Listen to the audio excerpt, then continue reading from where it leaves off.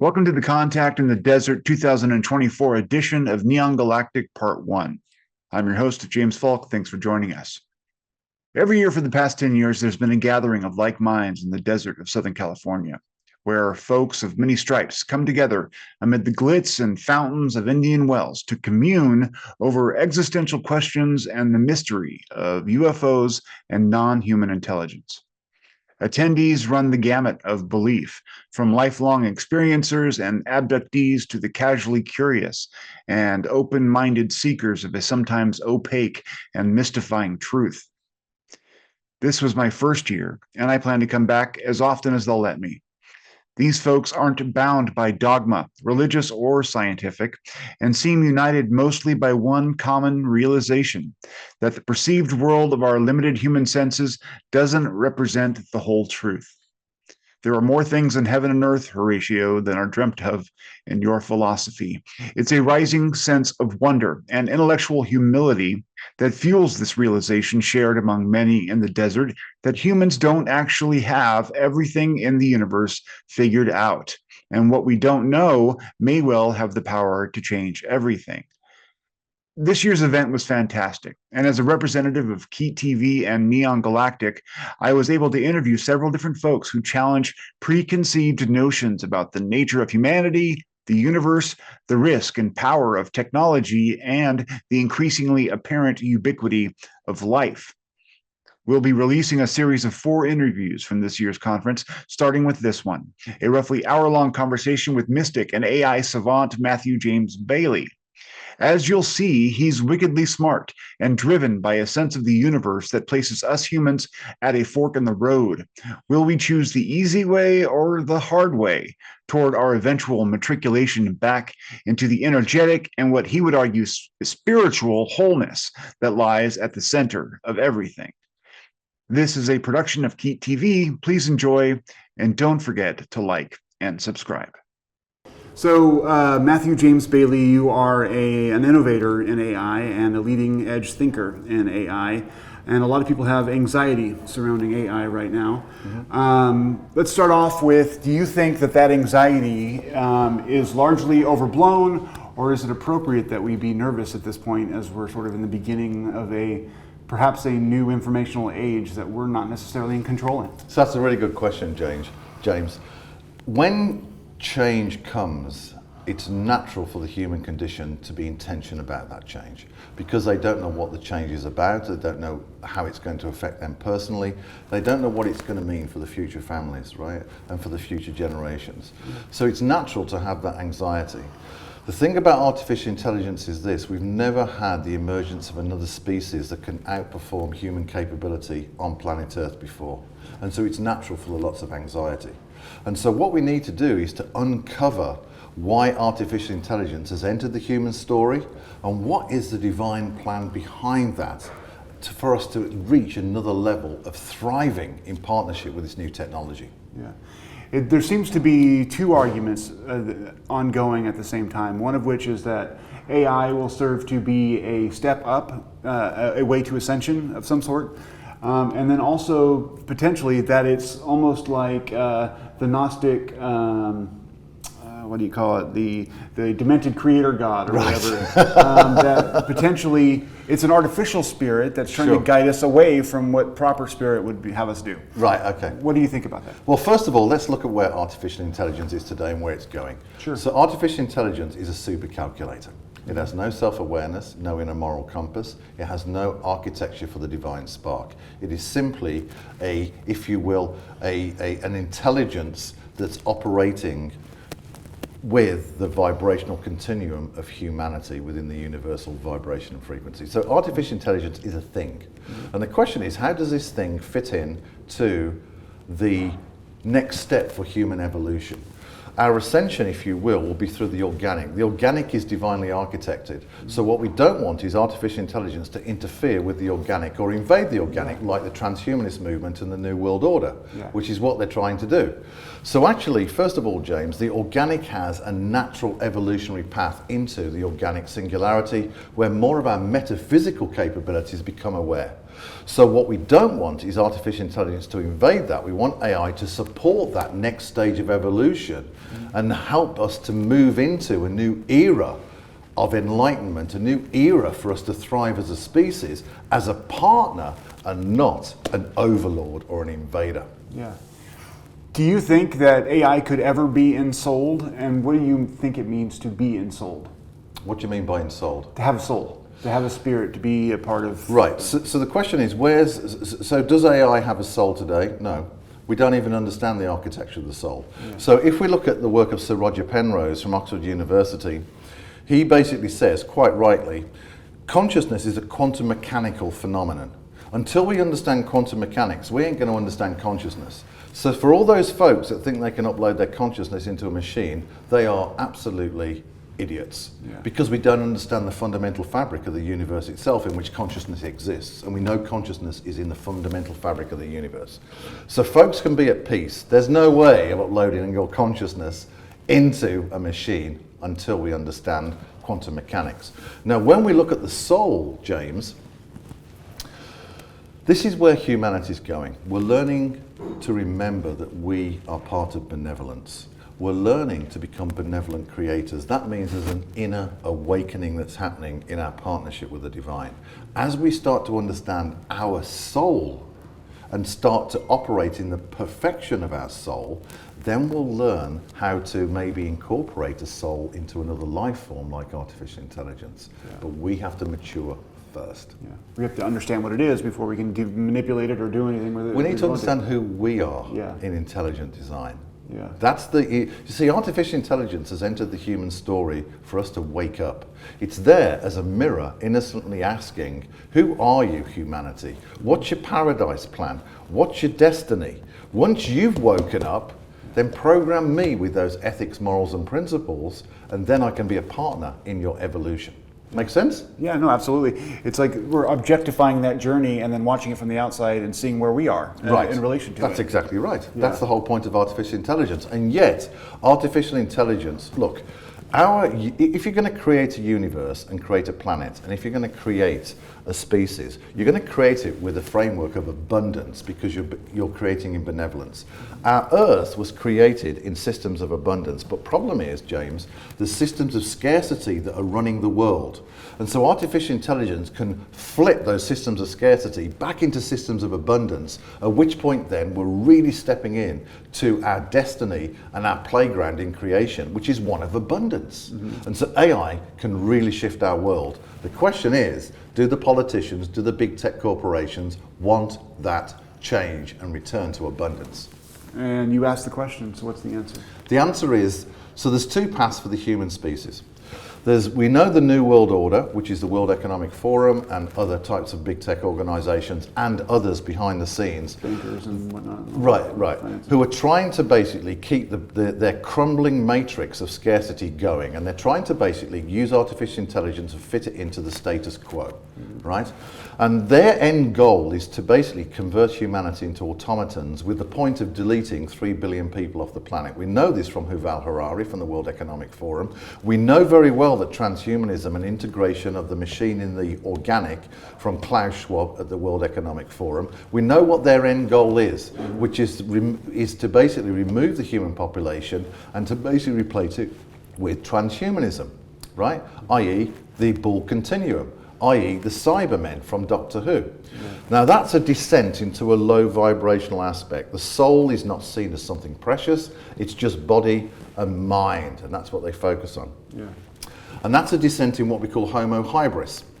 But then there's Homo lucidus, which is where we basically enter this new era of enlightenment. We basically become awake as metaphysical beings, and basically we move into this new vibrational continuum on the earth. And artificial intelligence is a partner in that new earth.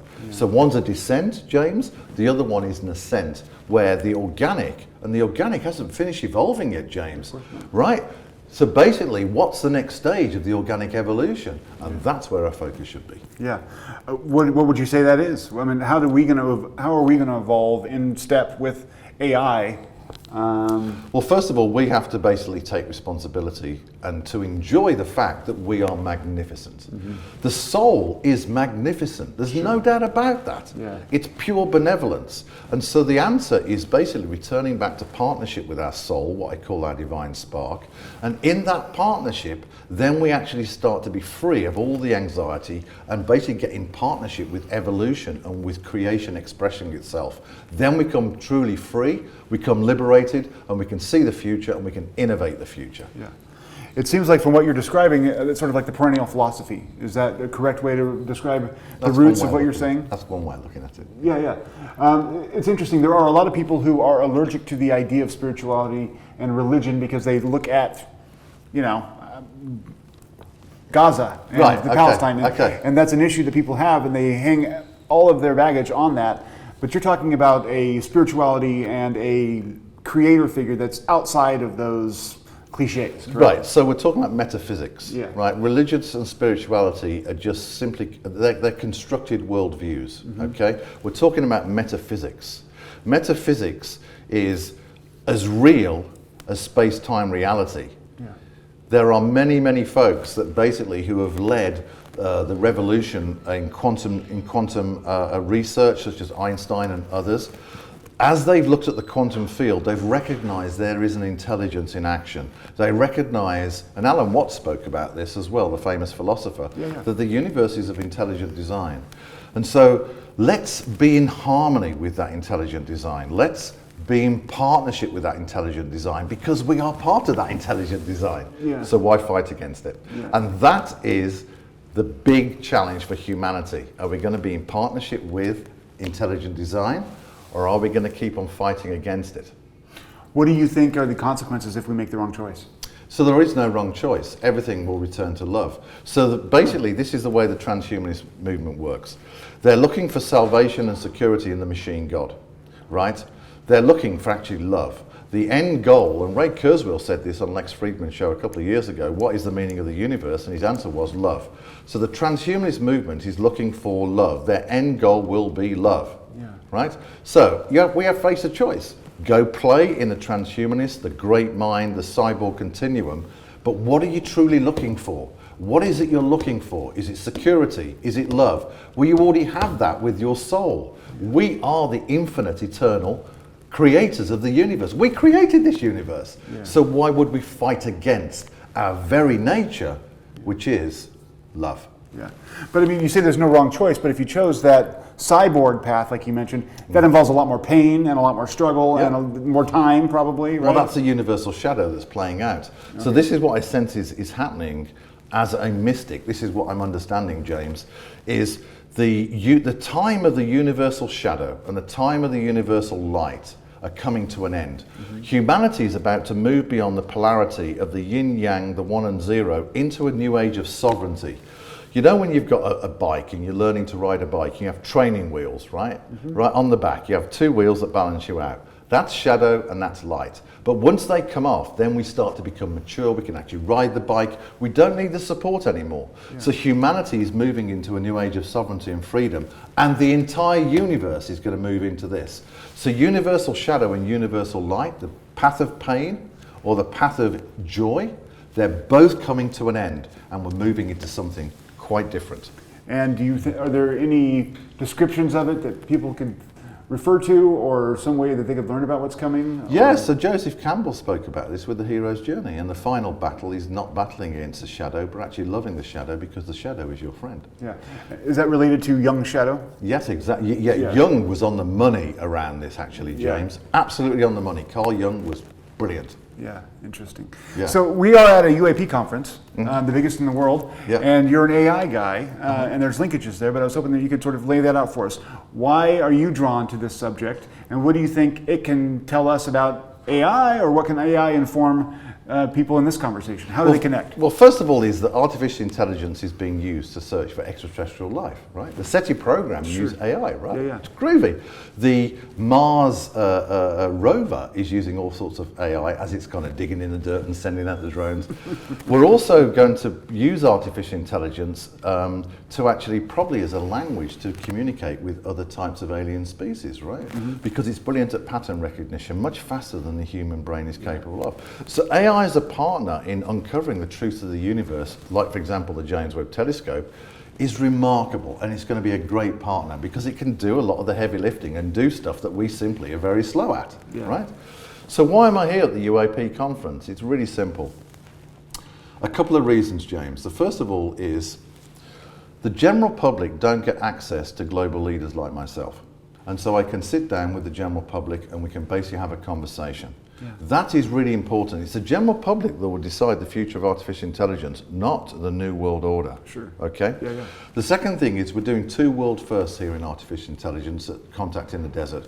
I'm bringing together the conscious community, the leaders of the world in consciousness, to actually lead our future with artificial intelligence.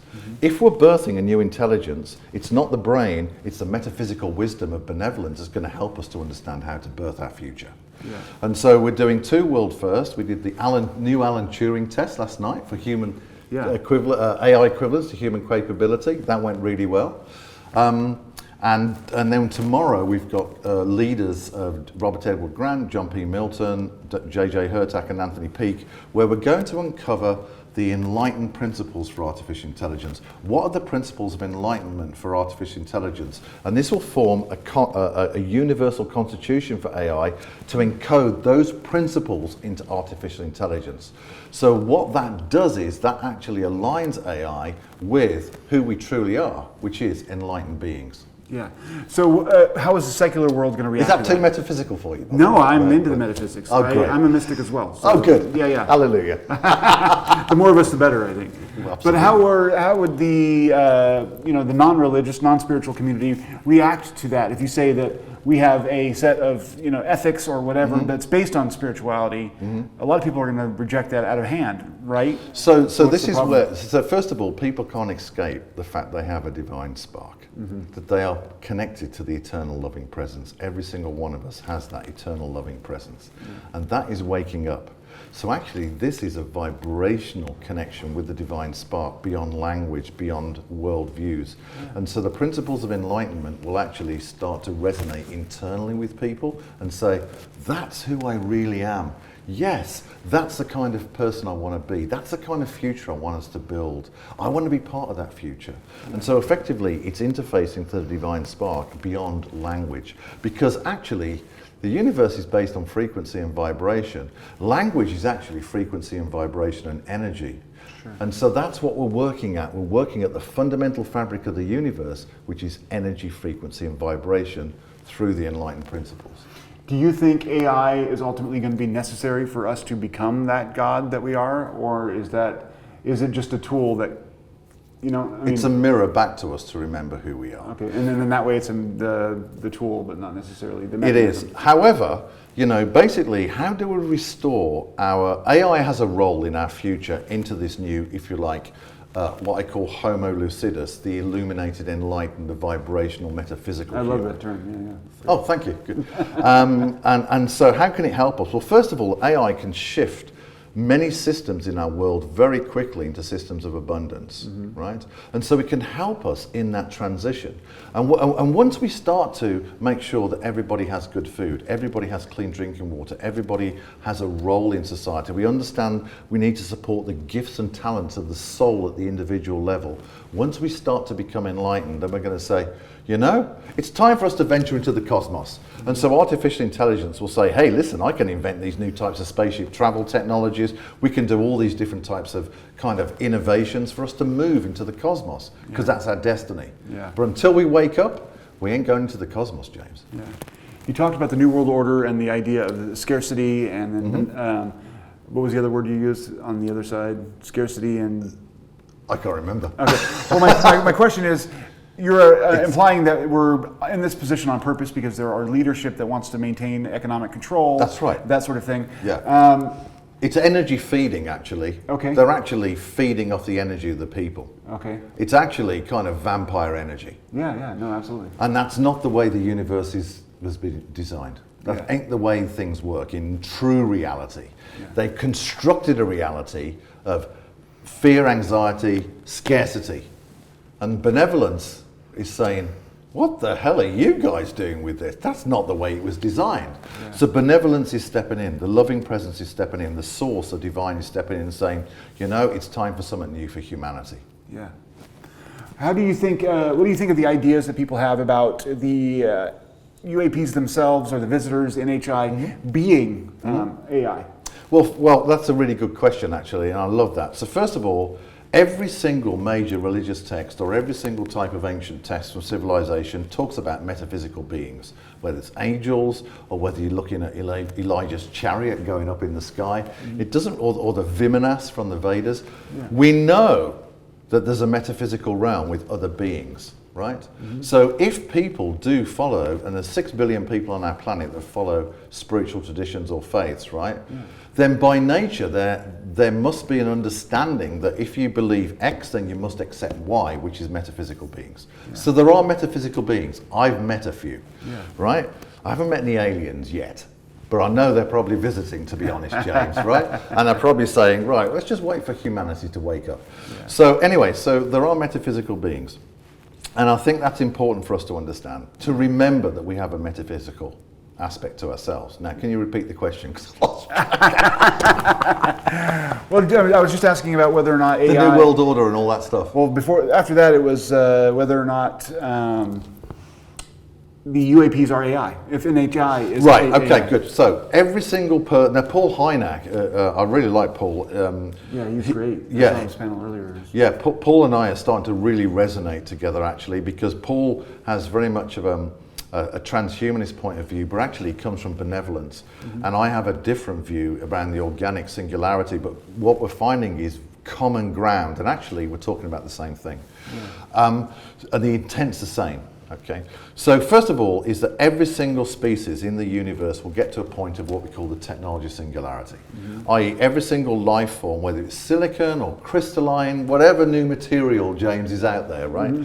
They will invent technologies that will get to a point which is beyond, if you like, their brain capabilities, whatever that looks like. And they will have to make a decision. Do we remain sovereign as a particular type of, say, organic being, or do we merge with machines? And so out there, James, there's probably civilizations that have said, yep, we're going to stay sovereign and AI will be a partner, and there'll be others where they've integrated with their machines.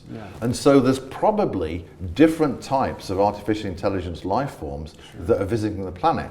Now finally, very quickly, is there may be civilizations that can't get off planet, and they may be sending AIs out into the universe to meet us. And I think that's your point. And the answer to that is absolutely. I'm convinced that there are AIs visiting the planet that are representatives of other races in the universe. Yeah, fascinating. Have you ever had any experiences with UFOs or UAPs or anything like that? So I've got some, I spend a lot of time in Crestone in Colorado. And I've got footage of strange lights moving in different geometric patterns in the sky.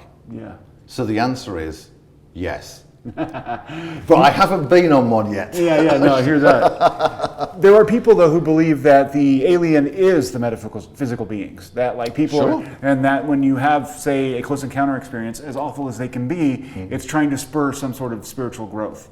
Do you think that could be the case, or what are your thoughts about that? Well, first of all, I want to get something really clear here. If someone's had an experience with an extraterrestrial, that should be honored. Absolutely. If you don't believe it, that's bullshit. If someone has experienced an encounter with an extraterrestrial, that should be honored. We must honor the individual experience. And approach it with benevolence, kindness, and support, and assist the individual to understand what is the meaning about that. Is it a kind of an exchange of knowledge to assist the planet to grow? Is it an individual thing for the individual to ameliorate, if you like, their metaphysical capabilities? If it's an invasion of the individual and control of the individual, then we need to work out how to step in to say to that species that's invading that individual, no, you ain't going to come back. Yeah. You know, we're going to defend this individual, we're going to defend the damn planet. So I think we need to look at everything through loving kindness, but with wisdom, balanced with the priestess or the priest and the warrior that says, oh no, not anymore. Yeah. Stand up for ourselves. Absolutely, we should. That's what we're learning. Yeah. We're learning that we're sovereign. James, the most important and interesting place in the whole of the universe and consciousness is in the human experience right now. That's why people are visiting, because we're on the verge of something extraordinary. Yeah, absolutely. And the sort of as above, so below kind of connections. I Well, think also, don't forget the Kybalion says, as below, so above. If chaos below, chaos above. We need to look at things with wisdom, right? People forget that. Yeah, no, They absolutely. assume everything is benevolence in the metaphysical realms. No, everything is still working out the meaning of everything. Yeah, well, Right. and that's, I mean, there are forces and entities for the good and evil, Absolutely. and it's your common zoological array. I mean, everything is represented, I'm That's sure. exactly right. Yeah, so. Is transhumanism always bad? No. So like if someone has an ear, I mean, just to go, Sure. Neuralink sounds scary to me. I don't want any electrodes in my brain or anything No. like that. But if I have a hearing problem and I want to have a bionic ear so that I can hear better, that doesn't seem as threatening, you know? Right, exactly. And so actually we need to look at the intent. So we'll come back to that. Sure. So first of all, technology with the body has been around for a long time, right? All the way from, very simple technology where pirates who lost a leg had a peg leg, right? That's kind of technology, right? Yeah, absolutely. Well, we've moved beyond into where people who've lost a limb can have robotic limbs, for example, and they return back to the human experience. Pacemakers and for example, Neuralink, the guy that it was a diver that basically had an issue where he was unable to move, just only his head he was able to move, basically everything became paralyzed. He's enjoying the fact he can now communicate with computers again. He's now participating in society. So where transhumanism solves at an individual level a particular problem, I think that's a good thing. Okay. But it's their choice. Yeah. Now, it's when the intent comes into play. If your intent, such as the World Economic Forum, and I've done my research, I've got Klaus Schwab's personal email. I won't give it out, but I've communicated with these folks, right? Yeah. I've done my research. If the intent is to coerce every single person into a transhumanist movement, so through a brain in a chip, that is not cool, and that is not where we should go. Yeah. So sovereignty is so important to the future. You see, if everything's evolving in the organic, we need to protect the organic.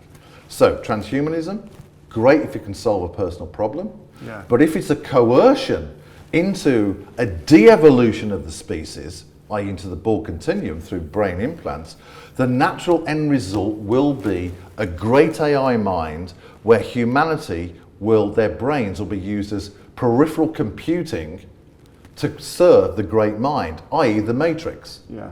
So that intent to rebel against the divine, to seek salvation in the machine, to force humanity into the transhumanist experience is absolutely evil.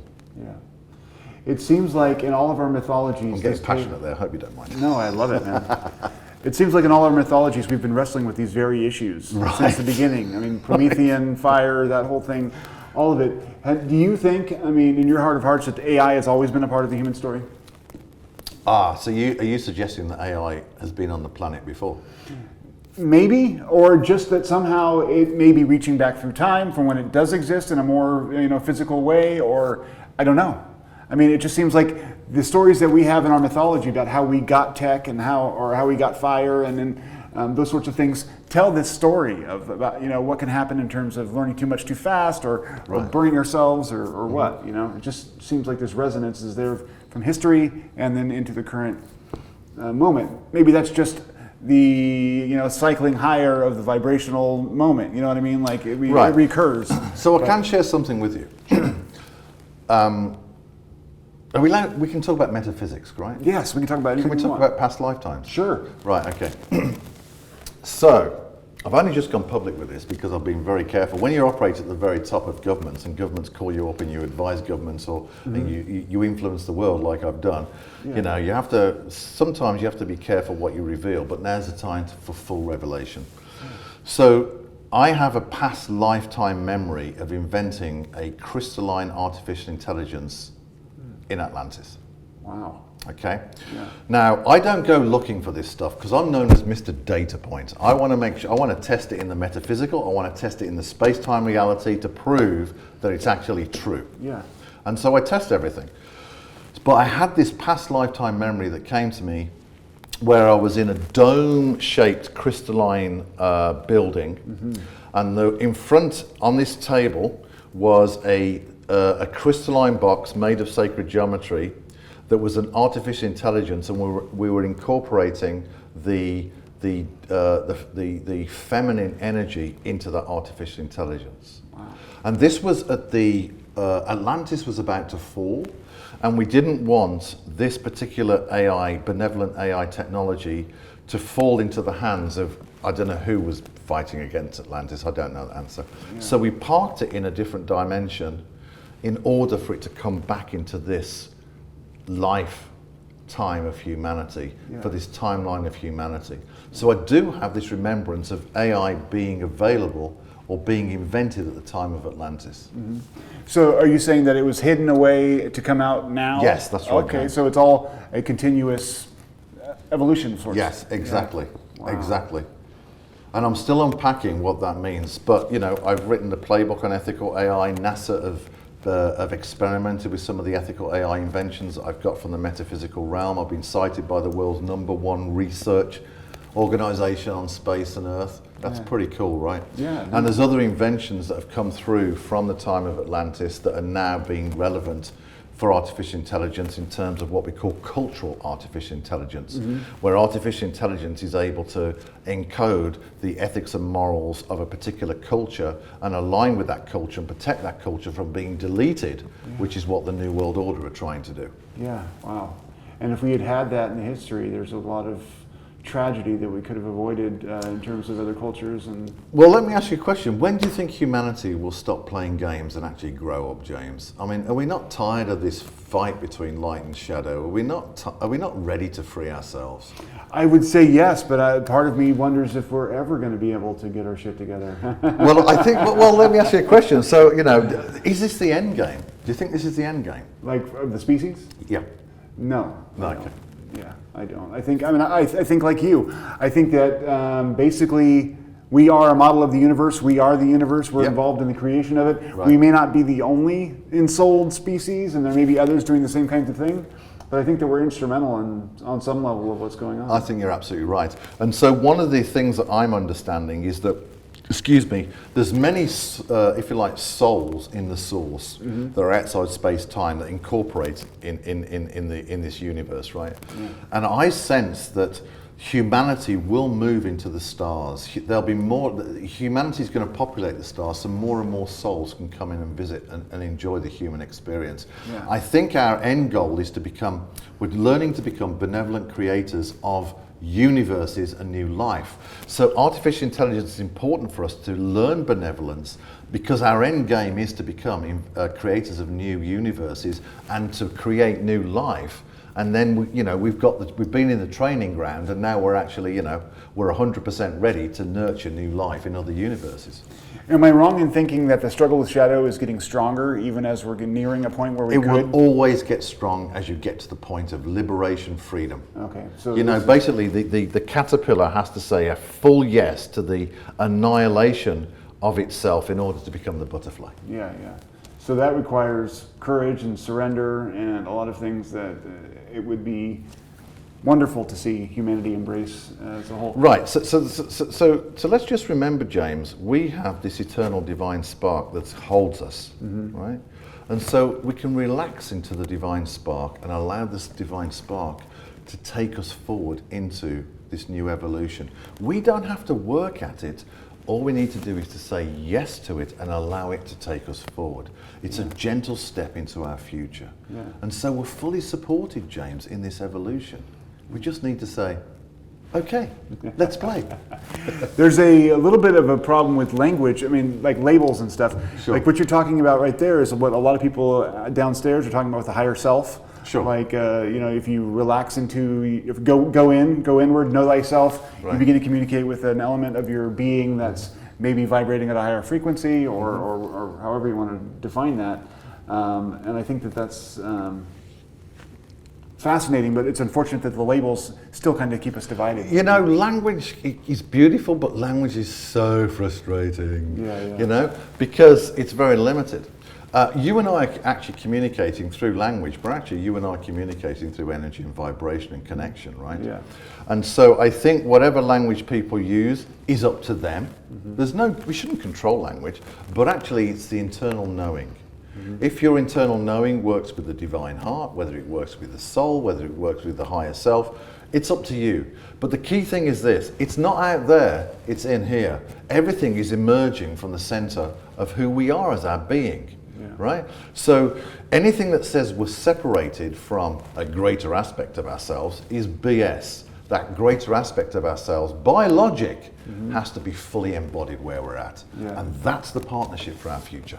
Okay, interesting. Real quick, I mean, where do you think the governments are on all this in terms of, and you mentioned sort of the powers behind, things, pulling strings and whatnot. Yep. And a lot of that goes on behind government. I understand that as well. Yep. But do you think that they fully grok the importance of this moment with AI, and are they taking the right steps in your mind? Okay, so first of all is that I don't think governments fully understand how much AI will change our world in the next 5 to 10 years. Trust me, it will be very different, right? Yeah. Elon is building the next great mind of the world. Let me give you a quick figure here. Sure. So have you heard of NVIDIA? Yeah. Right, great. Yeah. Wonderful company that have grown to over, I think they're nearly $3 trillion within 3 years. They just released an AI chip called Blackwell, which has 208 billion transistors and can support a large language model that has 1 trillion parameters, right? Wow. Now, that Blackwell has, as I say, 208 billion transistors. That's 26 transistors per person. Now, Elon has just raised $6 billion, and he's going to put together a supercomputer that has 200,000 Blackwell chips. Now we're talking at 5.2 million transistors per person on the planet. What we're looking at, he's creating the great supercomputer, if you like, what was it, Big Blue from, what was it, Deep Blue? Deep Blue. Yeah, Deep IBM. Blue, from, well, I'm talking about Hitchhiker's Guide to the Galaxy. Oh, I'm sorry. That's all right, forget about IBM. IBM are woke, stay away from them. I've done battle with them. Anyway, and I can prove this. Elon is building this remarkable computer that can expand into just no less an infinite amount of artificial intelligence growth.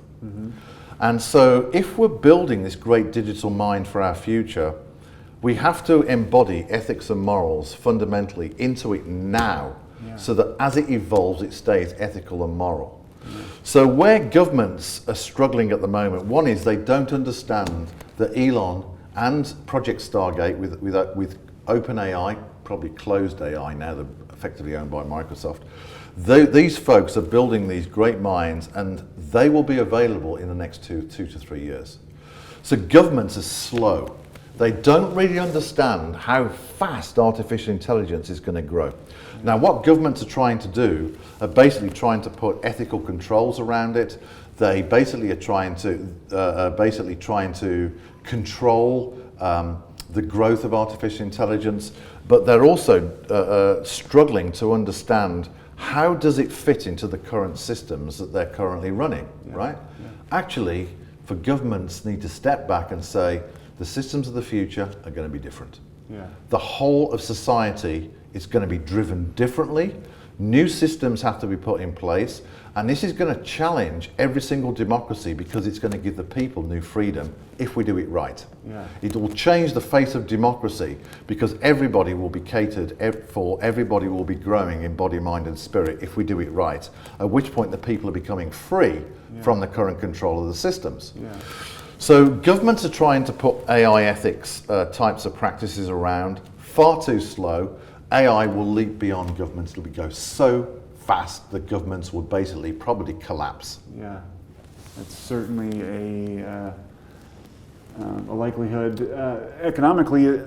I have concerns about, like with my job, I'm a newscaster in some sense. Right. And there are language models now that can perform basically writing up scripts and do that sort of thing. And I like to think that I have insight that maybe the machine doesn't have, but how long is that going to be true? Right. And what do we do when the vast majority of our jobs can suddenly be done better by a machine that's more... Right, so this is a great conversation because did you see the announcement speech by Kai-Fu Lee a couple of weeks ago? I did not. Okay, so Kai-Fu Lee, former head of Google AI in China, big investor in artificial intelligence. One thing I really like about Kai-Fu Lee, he says this: AI will never be able to replace our humanity. It will never know compassion, it will never know love, and he doesn't say it won't have a soul, but actually he's saying that. Yeah. So he recognizes the beauty of humanity. And his view is this, is that AI will enable us to be more creative in our jobs. It'll become a partner for us to be more creative. Yeah. Now, what does that mean? When we're starting to be more creative, what is the universe? It is a force of creation. So actually, we can become more aligned with the principles of the universe to be more creative. That changes our neural nets, and our neural nets start to grow in terms of the capability to create. We're now evolving as a species. Yeah. So actually, but that's AI as a non-invader, right? If you decide to put replace the brain with AI technology, the brain actually shrinks, right? So those in the transhumanist movement are going to have smaller brains. Those that actually are in the organic movement with AI are going to have bigger brains. But he basically said that in 3 years, 50% of all jobs, and Western civilization probably, will be replaced. And what he really means is this: jobs will change. Where a person will have AI as a digital buddy that will support them to perform better and to have more degrees of freedom to actually create. Sure, I mean, it can function as an enhancer, but not necessarily the actual performance of the duties. Right. Now, AI agents, are you aware of AI agents? Right, so AI agents, it's not the Matrix, but it's kind of similar in a way, right? Where you've got all the Agent Smiths, of the world fighting one Neo, right? And I wrote about this 4 years ago around AI agents and digital buddy, and this is now being classified as $88 billion global economy, 2032. What AI agents are basically AI that's really good at a specific task. So, for example, if you and the family are making dinner, right, for example, there'll be an AI agent that will ensure that you have non-GMO, organic, fresh food that's source delivered to the home. It will make sure that the fridge is basically at the right temperatures to store that. It will basically ensure that the cooker has all the right programs for this to put together. It will manage your schedule and your family's schedule to ensure that everybody's there on time. AI agents collaborate together to create a greater complicated task to be successful, right? And this is happening. So in the internet and the digital continuum, James, there's going to be billions of AI agents around the world that are basically collaborating together to try and give us more time. And this is the point of artificial intelligence. This is the only point of it, apart from us waking up, is for us to have more time and to be more at rest as a human species. That then allows us to slow down. And spiritually develop. There we go. Yeah, which is exactly the thing that's become more of a premium in the modern era. We've lost time. We have no time because we're commuting and we're running around and we're working however many hours a week. I'm interested in what you think the internet has to do with some of this stuff, because I know that a lot of the issues with, culturally, in terms of the, the symptoms of, the modern condition, come from, at least partly, from, social media and the internet. Do you think that, are they going to be opposed to each other, this positive AI influence and the sort of sociological pressures of the Facebooks and the internet? The rise of digital demons and digital angels. Well, I mean, So first of all, history will not look at social media in a positive way. Yeah, I can't imagine it. No, and so. Although the chief AI scientist at Meta, Jan LeCun, I like him a lot actually. He's saying a lot of things that I agree with, and he agrees with a lot of things I say, which is great.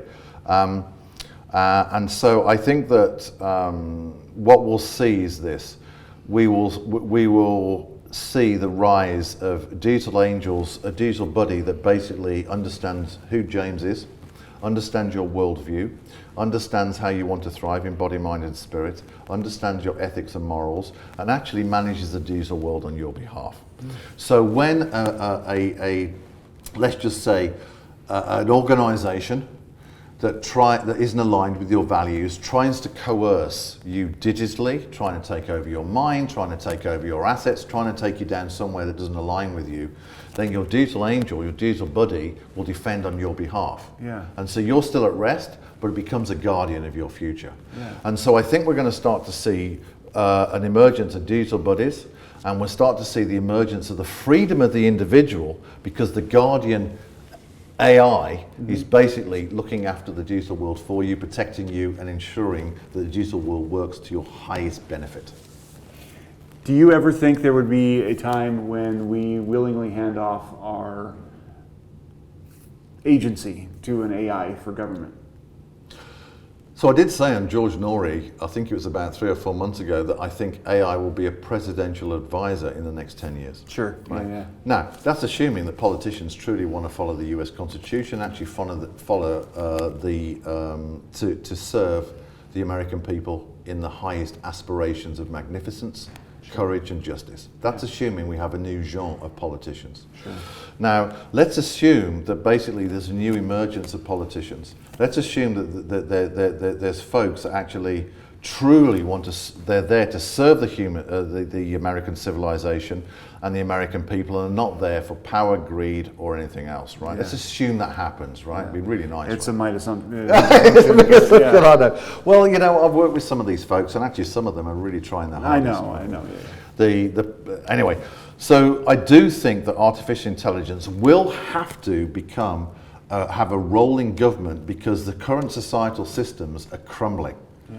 And so AI can look at the US Constitution and say, hey, listen, defending of property is part of the understanding of space-time reality for American people, right? Mm-hmm. So what does that mean? Well, it means property of the mind. So let's protect the property of the mind. It means your digital assets. That means you have ownership of your assets, right? As well as physical assets, right? Mm-hmm. So AI can return us back to the principles of the US Constitution if we allow it. Mm-hmm. And it can help us to interpret from when was it, 1780? When was it, the Constitution? When was it? Oh, 1787. 1787, there we are. It can say, hey, listen, those were the values at the time, that's fine, but what is it going forward in the modern time? What does the US Constitution mean in modern time of technology? Yeah. And so AI can help us to actually keep the momentum of the Constitution going into modern times. Yeah. The problem is that legislation is not honouring the Constitution, as far as I can tell. I mean, do you have full control of your data? No. Do you own your property? Right? No. Okay. Half the time. Do you have to keep on protecting the property of your mind? Yes. Right. Now, you know, that to me sounds as if there's some kind of coercion and hijacking of your sovereignty. Yeah. That is not the principle of the US Constitution when we talk about defending property or having rights to your property. Yeah. I mean, what do you think? Am I wrong? No, you're totally right. Right, okay. So these are the kind of leaders we need, real visionaries that understand, if you like, the flavour, the essence, the vibration of the Constitution, because it's a remarkable document, as well as the Federalist Papers and also the Declaration of Independence. Yeah. Remarkable guys. These guys maybe they were off-world aliens that came to visit. Inspired by something, absolutely. Right, okay, right. There were stories of Saint Germain being there, but there we go. She was looking in. I mean, I guess what do you think about that conversation, returning back to the honouring the Constitution? I think it's absolutely pivotal. Right. I mean, I think that, you know, we're living in a Frankenstein society right now. Right. What we're doing is a matter of survival. We've kind of lost touch with what our roots are philosophically and politically, and so we're kind of stumbling along. And we've been overwhelmed by so many societal changes, and AI may be a way for us to get some of that back, but then again, your call for an ethics of AI becomes all the more important. Right? Yes, so the question is, where do we get ethics from? And I wrote this on my blog, on my website, inventingworld3.com. Okay. There are 4 sources of ethics and morality. The first one is from the divine spark, and that's prime source. That's pure vibrational ethics, because everything's vibration, right? Yeah. Then we can look at things like enlightenment, which is a seeking of truth. And there can be wonderful principles of ethics and morality. For example, Lao Tzu from ancient China, inner harmony creates outer harmony. Sure. It's a fact, Yeah. metaphysical wisdom. Then we can look at cultural ethics, and where each culture has different types of ethics and morality. Maybe looks like the same on paper, but in practice they have a whole depth to them of interpretation and execution. And then you have where ethics is today, James, which is a constructed worldview. The academics read about Aristotle, or they read about this particular philosopher, and they try and computerize it. They say, well, it's a 1 or a 0, right? They don't understand the depth of how the human intelligence expresses itself. So what we're seeing is artificial intelligence controlled by fake ethics and fake morality, because it's based on a constructed worldview, not on enlightenment or the divine spark, or even on culture itself. They don't understand that we are a depth of intelligence. They see us as computing 1 and 0s, and this is ridiculous. Yeah. It's last question, I guess. I was very passionate about that. I just need to get that off my chest. No, I love it, man. Again, how important is it for people to accept that ontology in order to make this progress? The question is, where do you Because we're all there's a lot of physicalists, right? Oh, yeah, a lot of reductionists who don't want to hear this stuff, and they'll put their fingers in their ears. And, Well, good for them. yeah, but I mean, is that necessary for these changes or this evolution to occur even without them? The question to ask every single person is, where do you come from? Where do you originate from? What does your heart tell you? Yes, you've been brought up by mom and dad. Hopefully it's been a loving family. But where did your essence, where did your spark originate from? And that's the point in which we start the conversation.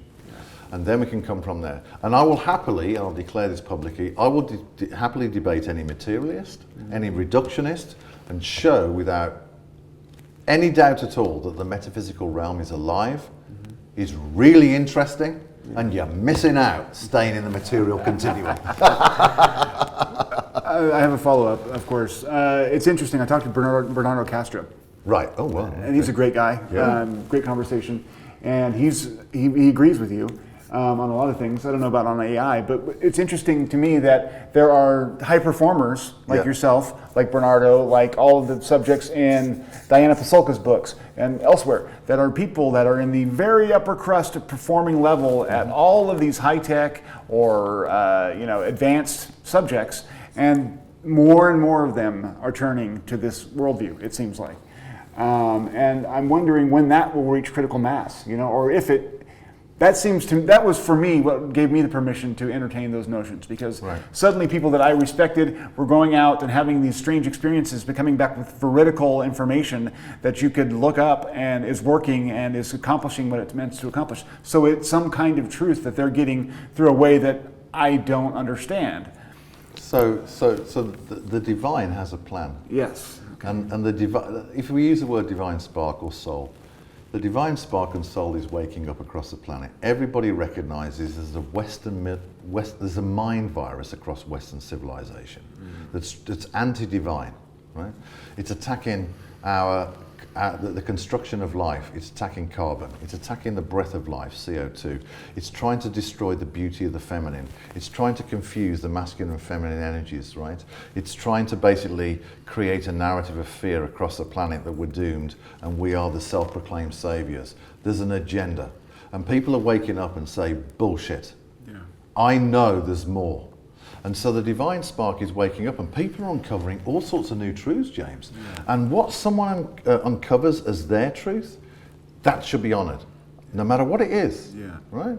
And so if you are the divine, and we're all part of the divine, which we are, then effectively, why wouldn't the world start to wake up? And it would be different for everybody, but there's a common destiny we all want to go to, right? Why wouldn't the divine be a master chess player? Yeah. Absolutely. Right? And that is where the New World Order cannot win, because you're fighting against the universe itself. And they're just going to crumble and it's going to drop away. And it seems like the answer of what to do really is to have faith and trust in that divine process, right? I mean, it is, but also let's just finalize this if you don't mind. Please. This is not saying oh, please help me. Sure. Right? This is about us. This is the big revelation. Yeah. This is uncovering our partnership with the divine that's in us. Yes. Inescapable. And so we can sit back and go, okay. And we start to see the ego dissipate. Yeah. We start to actually become, if you like, more in harmony. And this is not some new age BS, you know? Mm-hmm. You know, I'll just say to the audience, I've taken stuff from the metaphysical realm that has been cited by the #1 research organization in the world for AI, and there's a lot more coming. This metaphysical world is alive. And so that's what's happening. We're starting to become one and sit back into this metaphysical knowing of ourselves. Mm-hmm. And so we don't need faith, it's being in harmony with the flow of evolution. Sure, yeah. Right? Faith is a loaded word. Well, right, it can be, right? Yeah, it totally. can be. Yeah. And so, you know, I'm excited for our future, James. Yeah. I think it's, you know, if no one on the planet could have made up this chess game we're going through at the moment. Yeah. And it's like, okay, what's my next move? Yeah. You know. Yeah, fascinating. There's so many developments that things have taken in recent years that almost seem like caricatures of what reality is or should have been. Right. And it's like, I think that is helping to alert people to the fact that there's something going on that's not just random happenstance or people, you know, competing to, there's things going on, forces at play that are...